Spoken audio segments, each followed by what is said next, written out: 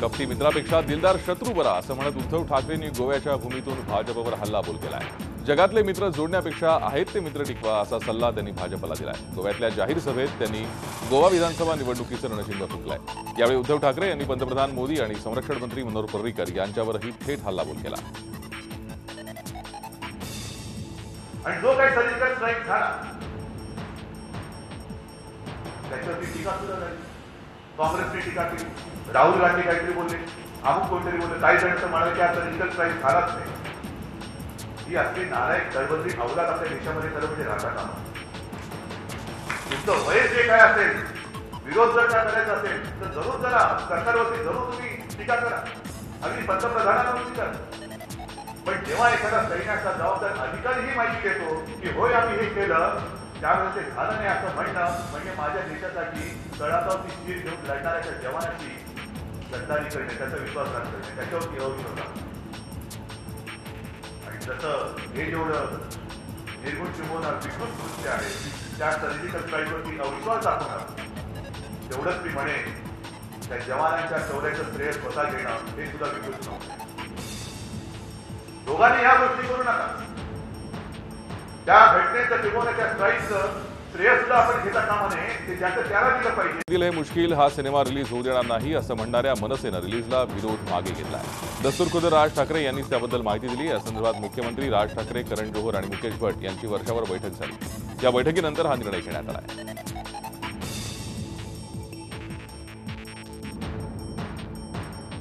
पण मला असं वाटतं की हा या संपूर्ण आंदोलनाचा हा विजय आहे की याच्यामध्ये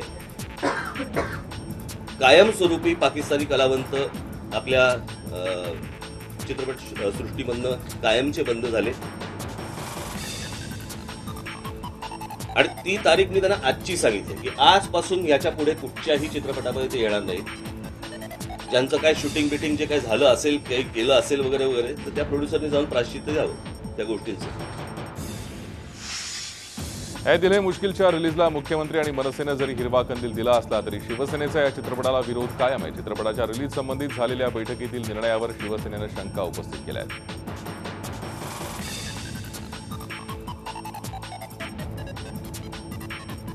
संपूर्ण जगभरामध्ये हा चित्रपट रिलीज होणार आहे। मग जगभरामधल्या संपूर्ण थिएटरमध्ये तुम्ही ही श्रद्धांजली अर्पण करणार का? त्या शहीद झालेल्या जवानांच्या कुटुंबांची तुम्ही परवानगी घेतलीत का? की ज्या पाकिस्तानने आमचे जवान शहीद केले त्यांच्या कलाकारांना पाहिल्यानंतर जे पैसे मिळणार आहेत त्यातले 5 कोटी रुपये आम्ही त्या फंडाला देऊ। ऐ दिल हे मुश्किल सिनेमाच्या रिलीज प्रकरणी मुख्यमंत्री आणि मनसेमध्ये तोडपाणी झाल्याचा आरोप काँग्रेसनं केलाय। कायदा आणि सुव्यवस्था हाताळण्यामध्ये असमर्थ ठरलेले मुख्यमंत्री आणि राज ठाकरे यांच्यात तोडपाणी झालंय। तसंच राजकीय गुंडगिरीसमोर मुख्यमंत्री झुकल्याचा आरोपही काँग्रेसचे प्रवक्ते सचिन सावंत यांनी केलाय।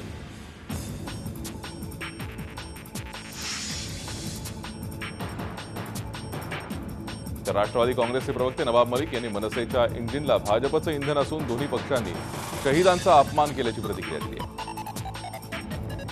राज ठाकरे यांना या राज्यातले मुख्यमंत्री चालवत आहेत, हँडल देत राहत आहे। जेव्हा पाहिजे तेव्हा पुढे करताय, जेव्हा पाहिजे तेव्हा थांबवताय। म्हणजे मनसेच्या इंजनमध्ये भाजपच्याच इंधन आहे।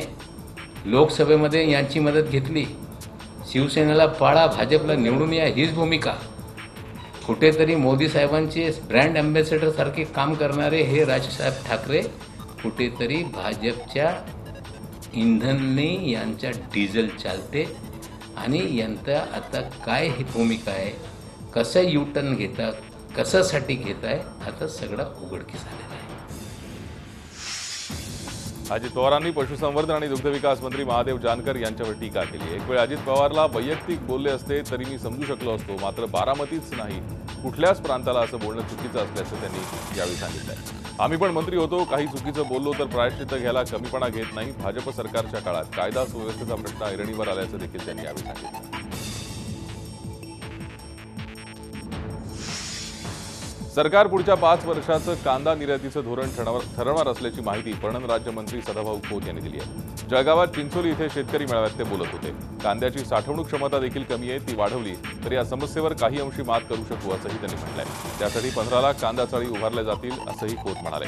तसंच खानदेशात पाहिजे त्या प्रमाणात कापूस प्रक्रिया उद्योग सुरू झाला नसल्याची खंतही त्यांनी बोलून दाखवली।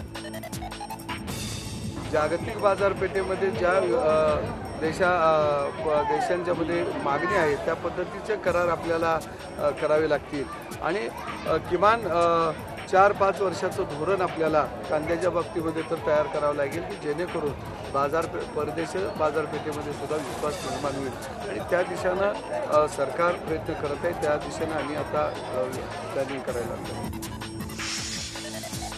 स्वाभिमानी शेतकरी संघटनेचे खासदार राजू शेट्टी यांनी पुण्याच्या शिवाजीनगर पोलीस स्टेशनमध्ये सहकारी साखर कारखान्यांच्या विक्री घोटाळ्यासंदर्भात तक्रार दाखल केली। राज्यातले 42 सहकारी साखर कारखाने हे राज्य सहकारी बँक आणि विविध जिल्हा मध्यवर्ती बँकेकडून विकण्यात आले। ते विकताना त्यांचं योग्य मूल्यांकन झालेलं नाही, तसंच हे कारखाने विकणारे आणि विकत घेणारे यांनी या प्रकरणी मोठा आर्थिक घोटाळा केल्याचा आरोप शेट्टी यांनी केला। याबाबत मुख्यमंत्री सरकारी अधिकारी यांच्याकडे वेळोवेळी पाठपुरावा करूनही कारवाई होत नसल्यामुळे आपण आता पोलिसांकडे आलो असल्याचं राजू शेट्टींनी स्पष्ट केलंय। मी पंतप्रधानांना पत्र लिहिलं, मी केंद्रीय अर्थमंत्र्यांना पत्र लिहिलं, मी पार्लमेंटमध्ये हा मुद्दा उपस्थित केला आणि मग कुठूनही शेतकऱ्यांना न्याय मिळत नाही म्हटल्यानंतर ज्या साखर आयुक्त इथं शिवाजीनगर पोलीस स्टेशनच्या अखत्यारीत बसतात आणि साखर आयुक्तांनी जी जबाबदारी पार पाडलेली नाही ती या देशाचा एक जबाबदार नागरिक म्हणून, शेतकऱ्याचा नेता म्हणून माझ्या शेतकऱ्यांचे पैसे बुडलेले आहेत म्हणून शेतकऱ्यांच्या वतीनं मी स्वतः या सगळ्या कारखाने विकणारे, विकत घेणारे आणि त्या विक्रीला मान्यता देणाऱ्यांच्या विरोधात इथं FRI दाखल केलेला आहे। नवी मुंबई महापालिका आयुक्त तुकाराम मुंढे यांच्या विरोधात शिवसेना, काँग्रेस, राष्ट्रवादीनं अविश्वास ठराव मांडलाय। सर्वपक्षीय मुंढेंच्या हकालपट्टीसाठी सरसावलेत, तर दुसरीकडे नवी मुंबईकरांनी सेव्ह मुंढेचं अभियान सुरू केलंय। सोशल मीडियाच्या माध्यमातून नवी मुंबईकरांनी हे अभियान सुरू केलंय। इथल्या नागरिकांचे काही डिमांड आहेत, पर्टिक्युलरली जास्त गार्डन असावेत आणि जास्त स्पेसेस जे आहेत ओपन स्पेसेस ते असावेत, परंतु आपण इमिजिएटली इथं सेक्टर 10मध्ये सेक्टर 10मध्ये आपण एक सेन्सरी गार्डनसाठी येत आहोत। जो 10 एकरचा प्लॉट आहे, जेणेकरून लोकांना, नागरिकांना इथं खूप मोठ्या प्रमाणात ह्या गार्डनच्या सुद्धा सुविधा उपलब्ध राहतील, त्या दृष्टीने आपण कारवाई करत आहोत। बाकीच्या ज्या इश्यूज आहेत ते स्वच्छतेचे किंवा याचे आहेत ते इमिजिएटली 7 दिवसामध्ये सॉल्व्ह केले जातील। ॲक्च्युली मुंडे साहेब जे काम करतात ते एकंदरीत सर्व जनतेसाठी करतायत, लोकांसाठी करतायत आणि चांगल्या प्रकारे करतायत। सेग्रिगेशनचा इश्यू असू द्या किंवा क्लिनलीनेस असू द्या किंवा लोकांना डायरेक्ट येऊन प्रश्न विचारतात प्रत्येक एरियामध्ये। ह्या ठिकाणी आल्यावरती ही संपूर्ण पाहणी केली आणि प्रत्येकाला कळतं आहे की ते येऊन पूर्णपणे चांगलं करणार आहे, स्वर्गीय स्वर्ग ओपन करणार आहेत या ठिकाणी, सानपाडा या ठिकाणी, आणि त्यांनी खरोखर स्वर्ग हे ओपन करावं या ठिकाणी त्यांनी करून घ्यावं। नवी मुंबईच्या प्रत्येक नोडमध्ये त्यांनी प्रत्येक नागरिकांसाठी खुला कार्यक्रम ठेवला आहे, वॉक विथ कमिशनर। त्याच्यामध्ये निर्धास्तपणे आम्ही याच्या मोकळ्या मनाने कुणाच्या दडपणाशिवाय आम्ही आमच्या समस्या त्यांच्याकडे घेऊन जाऊ शकतो। नवी मुंबई महापालिका आयुक्त तुकाराम मुंढे यांच्या विरोधात अविश्वास प्रस्तावाला पाठिंबा देण्याबाबत शिवसेनेत 2 मतप्रवाह तयार झाले आहेत। या संदर्भात शिवसेना नगरसेवकांच्या एका गटानं एकनाथ शिंदे यांची भेट घेतली आहे। अविश्वास प्रस्तावाला पाठिंबा देऊ नका यासाठी हा एक गट आग्रही असल्याचं समजतंय। याबाबत उद्धव ठाकरेंचं मत वळवण्याची मागणीही या गटानं एकनाथ शिंदेंकडे केली आहे। मंगळवारी महापालिकेत तुकाराम मुंढे यांच्या विरोधात अविश्वास प्रस्ताव येणार आहे।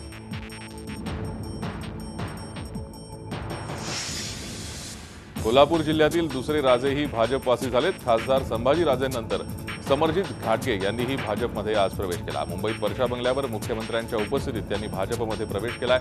महसूल मंत्री चंद्रकांत पाटील, प्रदेशाध्यक्ष रावसाहेब दानवे हे देखील यावेळी उपस्थित होते। समरजित घाटगे कागलच्या शाहू साखर कारखान्याचे अध्यक्ष असून अनेक सहकारी संस्था त्यांच्या ताब्यात आहेत। राज्यात होणाऱ्या नगर परिषदेच्या निवडणुकीसाठी उमेदवारांनी करायच्या खर्चाची मर्यादा निश्चित करण्यात आली आहे। राज्य निवडणूक आयोगानं परिपत्रक काढून हा निर्णय जाहीर केला। राज्य निवडणूक आयोगानं नगरसेवक पदासाठी 2011ला ठेवण्यात आलेली उमेदवाराच्या खर्चाची मर्यादा आहे तीच कायम ठेवली आहे, कारण मागील निवडणुकीपेक्षा यावेळी प्रभागातील मतदार संख्या कमी झाली आहे। मागील निवडणुकीत एका प्रभागात 3 ते 5 नगरसेवक निवडून देण्यात आले होते, यावेळी एका प्रभागातून फक्त 2 ते 3 नगरसेवकच निवडून देण्यात येणार आहेत। त्यामुळे मागील निवडणुकीच्या तुलनेत यावेळी निम्म्याच मतदारांसमोर प्रचार करण्यात येणार आहे। त्यामुळे निवडणूक आयोगानं नगरसेवक पदासाठी 2011 प्रमाणेच खर्चाची मर्यादा कायम ठेवल्याचं परिपत्रकात नमूद केलं आहे। मुंबईतील खोतांच्या जमिनीवर अवैध कब्जा मिळवल्याप्रकरणी चौकशी करा असा आदेश मुंबई हायकोर्टानं मुंबई उपनगर जिल्हाधिकारी यांना दिला आहे. 450 एकर जमिनीचं हे प्रकरण असून यात राष्ट्रवादीच्या खासदार सुप्रिया सुळे यांच्या पवार चॅरिटेबल ट्रस्टचाही समावेश आहे. अशी याचिका भूषण सामंत यांनी केली होती. अनेक मोठ्या बिल्डर्सचाही यात समावेश आहे. ॲबॉल्युशन ॲक्ट 1949 अंतर्गत खोतांच्या जमिनी सरकारकडे जाणं अपेक्षित असताना त्या जमिनी बळकावण्यात आल्या असा आरोप याचिकेत करण्यात आला होता. तसंच सरकारही या जमिनी परत मागत नसल्याचाही याचिकेत आरोप करण्यात आला होता. चौकशीचे आदेश देऊन ही याचिका निकाली काढण्यात आली आहे. मुंबई एंट्री पॉइंट आणि मुंबई पुणे एक्सप्रेस हायवेवर हलक्या वाहनांना टोलमाफी अशक्य असल्याचं मत टोलमाफीबाबत नेमलेल्या समितीनं नोंदवलंय. टोलमाफी दिल्यास 17,000 कोटींचा सरकारवर बोजा पडणार आहे. तसंच टोल वसुलीचं कंत्राट रद्द करण्यातही कायदेशीर अडचणी येणार आहेत. त्यामुळे समितीमार्फत हा निर्णय घेण्यात आला आहे. मुंबई आणि ठाणे महापालिका निवडणुकीआधी टोलमाफी देण्याबाबतचा सरकारचा विचार होता.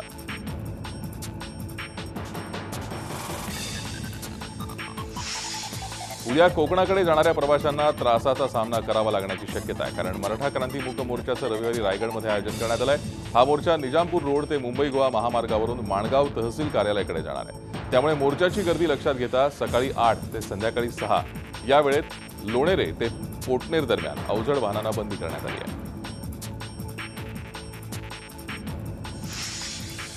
झी 24 तासच्या दणक्यानं खडबडून जागं झालं केडीएमसी प्रशासन. डोंबिवलीतील रस्त्यांचे खड्डे बुजवण्याच्या कामाला सुरुवात झाली आहे. डोंबिवलीमधील रस्त्यांवर दिवाळी आली तरी खड्ड्यांचं साम्राज्य असल्याची बातमी झी 24 तासनं दाखवली होती. विशेष करून MIDC भागातील रस्त्यांची अवस्था अतिशय भयानक होती. पेंढारकर कॉलेज, जिमखाना रस्ता इथे तर चालणं सुद्धा मुश्किल होतं. नगरसेवकांना सुद्धा पालिका प्रशासन दाद देत नसताना झी 24 तासच्या दणक्यानं प्रशासन खडबडून जागं झालं आणि तात्काळ खड्डे बुजवण्यास सुरुवात झाली. यवतमाळमधून जाणाऱ्या राष्ट्रीय महामार्ग क्रमांक 7 वर भरधाव ट्रकनं अरविंद चौधरी या वाहतूक पोलिसाला चिरडलं. करंजी महामार्ग वाहतूक विभागात कर्तव्यावर असलेल्या वाहतूक पोलीस शिपायाला भरधाव ट्रकनं चिरडल्यानंतर पोलीस वर्तुळ हादरला असून ट्रक चालक ट्रकसह फरार झालाय. नागपूर हैदराबाद मार्गावरील वाहतूक नियंत्रणासाठी करंजी येथे पोलीस वाहतूक केंद्र आहे. अरविंद चौधरी हा येथे कार्यरत होता. मोठ्या प्रमाणात अवैध आणि नियमबाह्य वाहतूक या मार्गावरून होते. अरविंद चौधरी हे पहाटे रस्ता ओलांडत असताना अनियंत्रित भरधाव ट्रकनं त्यांना चिरडलं. यवतमाळच्या वणीमध्ये रोड रोमियोंमुळे महिला मुली त्रस्त आहेत. या रोड रोमियोंचा बंदोबस्त करावा या मागणीसाठी महाविद्यालयीन तरुणाई रस्त्यावर उतरली. रोड रोमियोंवरती कारवाई झाली नाही तर लढा शिक्षणाचा, विद्यार्थ्यांच्या हक्काचा या संघटनेच्या नेतृत्वात रोड रोमियोंविरोधात सोटेमार आंदोलन करण्यात येणार असा इशारा देण्यात आला. वणीच्या उपविभागीय अधिकाऱ्यांना याबाबत निवेदन देण्यात आलं आहे. यवतमाळच्या रेमंड कंपनीत कामगारांनी संपाचं हत्यार उपसल्यानं कंपनीत काम बंद झालं असून रेमंड व्यवस्थापन आणि कामगारांमध्ये संघर्ष चिघळला आहे. 1995 मध्ये यवतमाळ MIDC परिसरात वस्त्रोद्योग करणाऱ्या रेमंड या कंपनीचे डेनिम फॅब्रिक युनिट सुरू झालं. सुरुवातीपासूनच वादग्रस्त ठरणाऱ्या रेमंड कंपनीत आता कामगार आणि मॅनेजमेंटमध्ये वाद उफाळला असून 1000 वर कर्मचाऱ्यांनी काम बंद आंदोलन सुरू केलं आहे. राज्य विधान परिषदेच्या निवडणुकांसाठी भाजपनं भंडारा गोंदिया मतदारसंघातून परिणय फुके यांना उमेदवारी दिली आहे. परिणय फुके नागपूर महानगरपालिकेचे नगरसेवक असून मुख्यमंत्री देवेंद्र फडणवीस यांचे निकटवर्तीय अशी त्यांची ओळख आहे. विद्यमान आमदार आणि माजी केंद्रीय मंत्री प्रफुल्ल पटेल यांचे जवळचे मानले जाणारे राजू जैन यांची मुदत संपल्यानं निवडणुका होऊ घातल्या असून त्यात भाजपतर्फे कोणाला तिकीट मिळतं याकडे सगळ्यांचं लक्ष लागलं होतं. पण तिकीट मिळवत फुके यांनी सर्वांनाच धक्का दिला आहे. वरिष्ठ अधिकारी म्हणून बतावणी करत पंचतारांकित हॉटेलची फसवणूक करणाऱ्या महिलेला नागपूर पोलिसांनी अटक केली आहे. पूजा ठक्कर असं या महिलेचं नाव असून ती मूळची मुंबईची आहे. काही दिवसांपूर्वी ती नागपूरमधील हॉटेल सेंटर पॉइंटमध्ये आली. हॉटेल कर्मचाऱ्यांकडून बिलाच्या पैशाची मागणी होताच आपण इंटरनॅशनल काउन्सिल ऑफ इंडियाची ज्युरी असल्याची बतावणी ती करायची. मात्र ऑक्टोबरची 20 तारीख उलटल्यानंतरही हॉटेलचे 2 लाखाहून अधिक बिल देण्यास तिनं टाळाटाळ केली. अखेर हॉटेल प्रशासनानं पोलिसात या महिलेविरोधात तक्रार दिली. या तक्रारीनंतर पोलिसांनी पूजाला अटक केली आहे. चंद्रपूर जिल्ह्यात पावसामुळे धान पिकांचं मोठं नुकसान झालंय. या पावसामुळे धान पिकावर किडीचं संकट उभं ठाकलंय. या विरोधात काँग्रेसनं आंदोलनाला सुरुवात केली. ब्रह्मपुरीचे काँग्रेस आमदार विजय वडेट्टीवार यांनी आंदोलन केलं. यावेळी वडेट्टीवार यांनी सरकारच्या संथ कारभारावर टीका केली. धान उत्पादक शेतकऱ्यांसाठी वडेट्टीवारांनी नुकसानीचं सर्वेक्षण आणि मदतीची मागणी केली आहे. नंदुरबार जिल्ह्यातील शहादा तालुक्यातील रहाटयावाड इथे धरणाच्या दिरंगाईसाठी आणि काम अपूर्ण ठेवणाऱ्या ठेकेदाराची सुरक्षा अनामत जप्त करून त्याला काळ्या यादीत टाकण्यात येणार आहे. शिवाय धरणाच्या उर्वरित कामाच्या 9 कोटी रुपयांच्या सुधारित प्रशासकीय मान्यतेसाठी पाठपुरावा राहणार असल्याची माहिती विधिमंडळ अर्ज समितीचे अध्यक्ष आमदार आशिष देशमुख यांनी दिली आहे। प्रलंबित सिंचन प्रकल्पांची माहिती प्रत्यक्ष जाणून घेण्यासाठी राज्य विधिमंडळ विनंती अर्ज समितीचे अध्यक्ष आमदार आशिष देशमुख आणि सदस्य आमदार उदयसिंग पडवी यांनी शहादा तालुक्यातील राहट्यावड दुधखेडा येथील धरणाच्या कामांची माहिती घेतली आहे। वसईच्या सुरुची बाग येथे दिवसाचं बाळ आढळलंय। इथल्या झाडीमध्ये हिरव्या रंगाच्या कपड्यात गुंडाळून ठेवण्यात आलं होतं। या बाळाला बरेच मच्छर चावल्याचंही कळतंय। या बाळाचा आवाज वसईच्या बीचवर फिरायला गेलेल्या 2 महिलांना ऐकू आला। त्यांनी याबाबत तात्काळ पोलिसांना कळवलं। पोलिसांनी घटनास्थळी धाव घेत बाळाला उपचारासाठी सरकारी रुग्णालयात दाखल केलं। या बाळावर उपचार सुरू आहेत। बाळ सुखरूप असून पोलीस आता बाळाच्या आईचा शोध घेत आहेत। भारतीय लष्करानं पाकिस्तानच्या 7 रेंजर्सना ठार केल्यानंतरही पाकिस्ताननं पुन्हा शस्त्रसंधीचं उल्लंघन केलंय। राजौरीत पाकिस्तानकडून गोळीबार करण्यात आलाय। दरम्यान जम्मू काश्मीरमधील बारामुल्ला जिल्ह्यातील कानिसपोरा या भागातून शुक्रवारी रात्री जैश ए मोहम्मदच्या 2 दहशतवाद्यांना अटक करण्यात आली आहे। 52 राष्ट्रीय रायफल्स आणि विशेष कृती दलाच्या अधिकाऱ्यांनी केलेल्या संयुक्त कारवाईत या दोघांना अटक करण्यात आली आहे। 16 ऑगस्ट 2016 रोजी लष्करावर झालेल्या हल्ल्यात या दहशतवाद्यांचा हात होता। या दोघांकडून AK-47 रायफल्स, पिस्तूल, ग्रेनेड जप्त करण्यात आले। तर सांबा सेक्टरमधूनही पाकिस्तानच्या एका गुप्तहेराला ताब्यात घेण्यात आलाय। त्याच्याकडे 2 पाकिस्तानी सिम कार्ड्स आणि नकाशा सापडला। 24 घंटे में हमने एक ऑपरेशन कैरी आउट किया था जिसमें हमने 2 टेररिस्ट को अरेस्ट किया है। ये जैश ए मोहम्मद के हैं और एक खालिद करके एक पाकिस्तानी टेररिस्ट है, उसके जो उस ग्रुप का सरगना है। ये ग्रुप जिम्मेवार है जो 16 अगस्त को एक अटैक हुआ था सिक्योरिटी फोर्सेस में, जिसमें 2 आर्मी के और एक पुलिस के जवान शहीद हुए थे। तो ये हमें एक बड़ी कामयाबी है जिसमें हमने इस ग्रुप को एक तरह से काफी बड़ा धक्का पहुंचाया है। केरळ मेडिकल कॉलेज एका निर्णयामुळे वादात सापडले। महाविद्यालय प्रशासनानं मुलींसाठी ड्रेस कोड जाहीर केलाय। जीन्स आणि आवाज करणारे आभूषणं घालण्यास मनात करण्यात आली आहे। त्यामुळे या निर्णयावरून तरुणाईमध्ये संतप्त प्रतिक्रिया उमटत आहेत। जीन्स घालण्यात गैर काय असा सवाल महाविद्यालयीन तरुणी करतायत। आजचा शनिवार कबड्डी प्रेमींसाठी विशेष आहे, कारण आज रंगतीये कबड्डी वर्ल्ड कपची फायनल। आजचा मुकाबला जिंकून हॅट्रिक साधण्याची भारताला संधी आहे। भारत आणि इराणमध्ये हा फायनलचा मुकाबला राहणार आहे। अहमदाबादच्या द एरिना स्टेडियमवर रात्री 8 वाजता मॅच सुरू होईल। सेमीफायनलमध्ये थायलंडला पराभूत करत भारतानं फायनल गाठली, तर इराणनं सेमीफायनलमध्ये साऊथ कोरियाला धूळ चारत फायनल गाठली आहे। आता फायनलमध्ये भारतीय कबड्डी टीम विजयाला गवसणी घालत वर्ल्ड कप जिंकण्याची हॅट्रिक साधते का, याकडे कबड्डी प्रेमींचं लक्ष लागलं आहे। ठाणे शहरातील मासुंदा तलाव परिसरात छायाचित्रकार प्रल्हाद भाटकर यांनी आपल्या कॅमेऱ्यात टिपलेल्या सुंदर छायाचित्रांचं प्रदर्शन भरवण्यात आलंय। हे सिंधुतीर्थ हे प्रदर्शन पाहिल्यावर या तलावाकाठी जणू काही कोकण अवतरल्याचं चित्र सध्या दिसून येत आहे। सिंधुदुर्ग जिल्ह्यातील निसर्गरम्य ठिकाणं, प्रसिद्ध स्थळं, ऐतिहासिक गड किल्ले, पुरातन तसंच नवीन बांधण्यात आलेली मंदिरं आणि कोकणातील जनजीवन यात टिपण्यात आलंय। हे प्रदर्शन 23 ऑक्टोबरपर्यंत सुरू राहणार असून रसिकांना दुपारी 2 ते संध्याकाळी 6 पर्यंत याचा आस्वाद घेता येणार आहे। झी 24 तास रहा एक पाऊल पुढे।